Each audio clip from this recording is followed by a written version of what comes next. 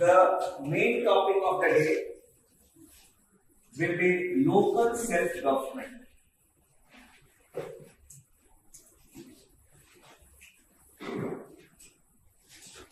In India, we have local self-government at two levels.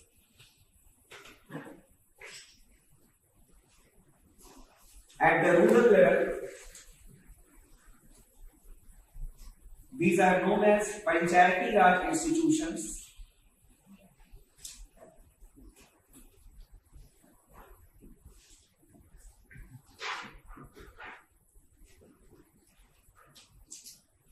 And at the urban level,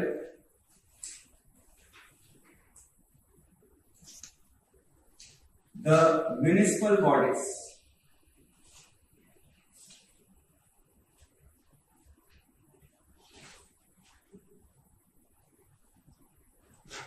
And combinedly, we can say that these are the institutions of democratic decentralization.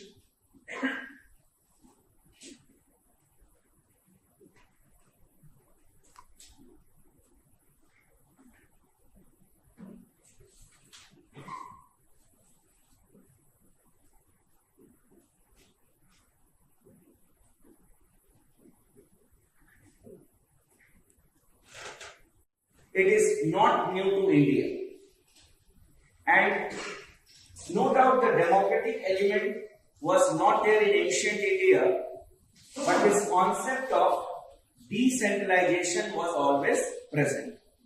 So now we will be discussing, starting with the evolution of decentralization in India.